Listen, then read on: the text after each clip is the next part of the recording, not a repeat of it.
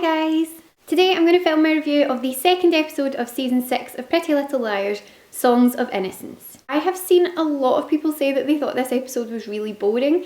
I avoided Twitter and whatever. I didn't go on to have a look at anything until I'd seen the episode, which wasn't until the Wednesday night. But I did see the odd tweet kind of floating around on the Wednesday before I had actually watched the episode, where people were saying, oh, this episode was so boring, can't wait for 603, it's going to be so much better. So it's kind of like, the word boring is not a word I've ever heard associated with Pretty Little Liars. There are a lot of words that you hear associated with it, mainly things like ridiculous because the storylines just get crazier and crazier. I love it. I enjoy that. I like that you never know what's going to happen next. But I've never heard anyone call it boring before. And I have to admit, I actually really enjoyed the episode. I think that what people are perceiving as boring was the fact that it was at a much kind of slower pace than really any episode I think that we've had of Pretty Little Liars ever before, and I think that the reason for that makes a lot of sense. Obviously I'm not on the writer's team, so I don't know if this is exactly why they did this, but from my point of view, the girls had just been through something horrific. They've gone through all these years of their lives being tormented by this person who then actually got them and tortured them for like 3 weeks in this house and tried to turn them all against one another and put them through some horrible things. And so you needed to take a beat, like you needed to take a moment and take a breath to kind of regroup, because I think had they come straight out of the dollhouse having gone through all of that horrible stuff and it had just been another episode of like, bam, here's all this more information about Andrew, or here's, you know, A's back again, look, he's creeping about in their house. I think that they needed, for the girls, they needed a moment to deal with what they'd just been through. And then for us as an audience, we needed that moment to see how differently each of them reacted to what they'd been through. For me, I think I'd probably be most like Hannah. I thought that what the episode did really cleverly was it did just take some time. We saw a lot of scenes with each of the girls with their mums, which I thought was really important because it gave us that kind of familial safety sort of thing. They've just been through something terrible and now they're sort of home and they're with their mums and their mums are taking care of them or trying to take care of them as best they can. And each of them has dealt with it in their very own, probably quite predictable to their character way. I think it shows really strong writing in terms of character development when you can look at the way that a person is responding to a situation and go, yeah, that's exactly how I think that they would react. For Hannah, her first instinct is to completely clear out her bedroom, get rid of all of the furniture, all of the wallpaper, the decorations, everything that reminds her of the dollhouse. Obviously, Charles had done something incredibly cruel by recreating their bedrooms that made them feel safe and that were really personal to them in the dollhouse and tormenting them in them. It was only at the end of the episode, when she had the support of her mum and she had the support of Caleb, that she started to say, I actually want some of my old stuff back because maybe I've rushed into this. But I can completely understand why your first thing would be get rid of all of this stuff because this doesn't feel like my room anymore. Then we see Emily turn into trying to protect herself with guns, so going down to the firing range to shoot her dad's guns that he's left locked in a locker upstairs that she magically manages to work out the combination for.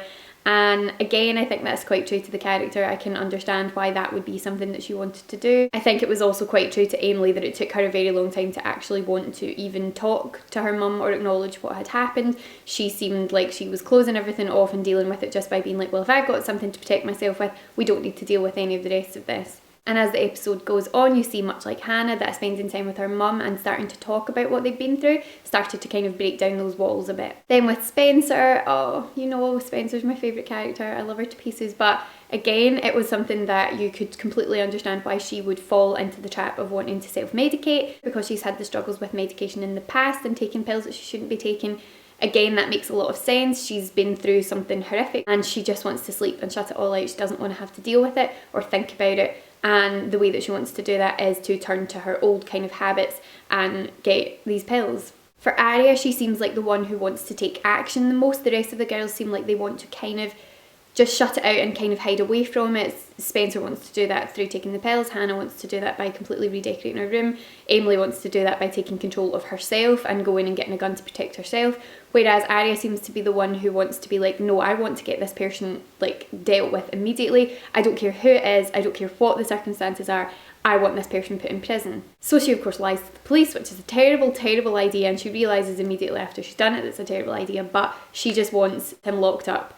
And I can completely understand why. But she doesn't really take the time to consider, what if it's not Andrew? What if this is just a misunderstanding? And what if it's all too convenient that it was at the Campbell farm? I also really like the scenes with Ali in this episode. I've definitely warmed to her a bit. I I've seen people sort of talk about how like she's sort of redeemed herself and whatever, which to an extent she has, but she also was awful in the past, and I'm not saying that people can't be forgiven for that, but I just don't think that we should quite, just because she's a little bit softer now, I don't think that we should forget all the terrible things that she put the girls through before.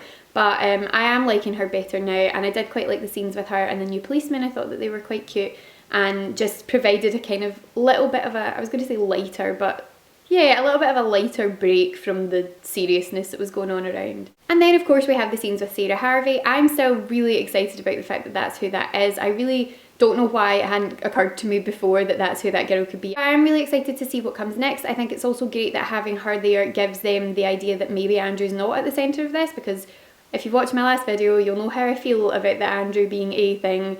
Not a fan, not on board, don't agree.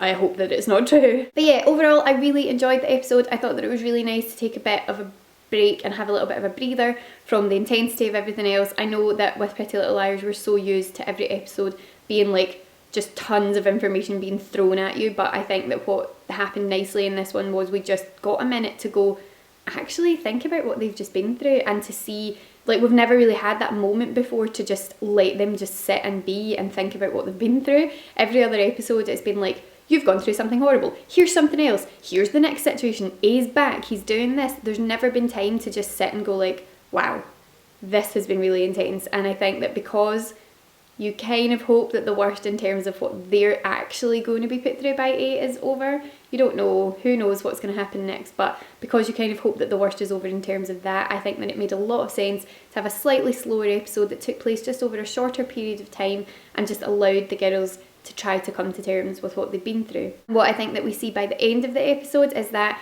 over the course of the 40 minutes of the episode, each of them has instinctively rushed back to an old part of themselves to deal with the issues. But by the end of the episode, I think that they've all realised that going back to those old ways is not the best way of dealing with it, and you see them actually starting to accept what they've been through and maybe be able to start moving forward. I will say that that tiny moment, that little flicker just towards the very end of the episode where we got to see Andrew in prison, he looks like he's aged about 10 years. And obviously I get the feeling that that actor's, he's older anyway. I don't actually know how old he is, but I always felt that he looked a lot older than the rest of the school kids, but I definitely think that he's looking far older now. So I think that could be quite entertaining in the next episode. Let me know in the comments down below what you thought of episode 602. I am really looking forward to 603. I think that now that we've got that little lull over, it's going to get back to its crazy usual self, which is going to be great. And I really hope that you enjoyed this video. If you did, give it a thumbs up. I would really appreciate it, and it will let me know whether to make more videos like this. And do leave me a comment down below letting me know how you feel about the episode. Thanks so much for watching, guys. I hope that you've had a great weekend, and I will speak to you again soon. Bye! I'm annoyed because we still haven't seen Charles's face, and I get the impression that we're not going to see that for a while. From what I have read, we don't find everything out until the mid-season finale.